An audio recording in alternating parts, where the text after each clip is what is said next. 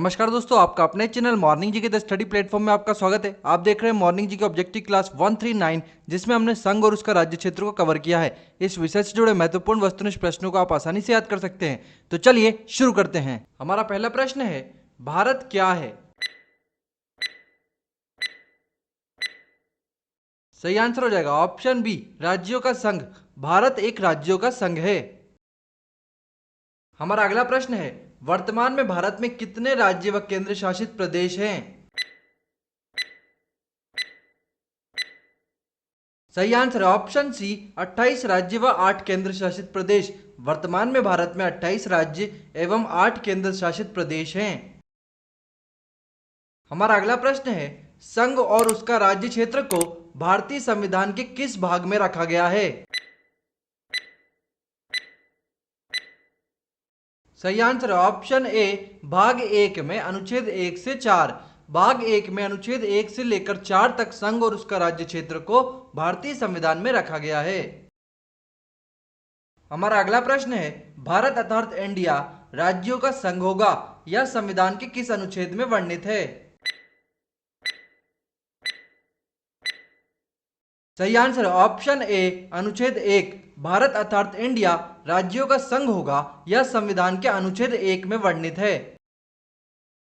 हमारा अगला प्रश्न है, संविधान के किस अनुच्छेद में भारत की संसद को विधि द्वारा संघ में नए राज्य का प्रवेश या उनकी स्थापना की शक्ति प्रदान की गई है?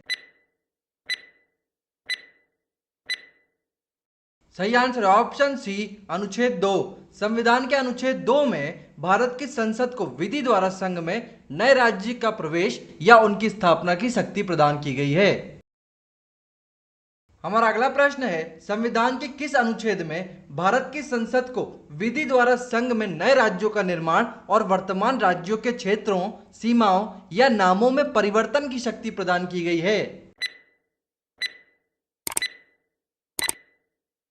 सही आंसर है ऑप्शन बी, अनुच्छेद 3।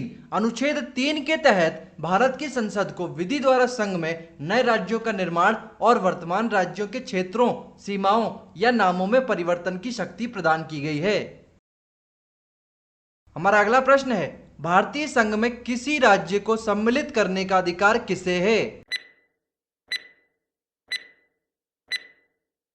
सही आंसर है ऑप्शन बी, संसद। भारतीय संघ में किसी राज्य को सम्मिलित करने का अधिकार संसद को है। हमारा अगला प्रश्न है, किसी राज्य के नाम में परिवर्तन करने का अधिकार निम्नलिखित में से किसको प्राप्त है? सही आंसर है ऑप्शन बी, संसद। किसी राज्य के नाम में परिवर्तन करने का अधिकार संसद को प्राप्त है। हमारा अगला प्रश्न है, नए राज्य के गठन अथवा सीमा में परिवर्तन करने का अधिकार किसको है? सही आंसर ऑप्शन बी, संसद को। नए राज्य के गठन अथवा सीमा में परिवर्तन करने का अधिकार भी संसद को है। हमारा अगला प्रश्न है, राज्यों में पुनर्गठन संबंधित विधेयक को संसद में प्रस्तुत करने से पूर्व किसकी सहमति प्राप्त करना आवश्यक होता है? सही आंसर ऑप्शन ए, राष्ट्रपति। राज्यों में पुनर्गठन संबंधित विधेयक को संसद में प्रस्तुत करने से पूर्व राष्ट्रपति की सहमति प्राप्त करना आवश्यक होता है। यह प्रश्न आप लोगों के लिए है। यदि आपको इसका उत्तर पता है तो कमेंट करके हमें बताइए, भारत का संविधान भारत को कैसे वर्णित करता है?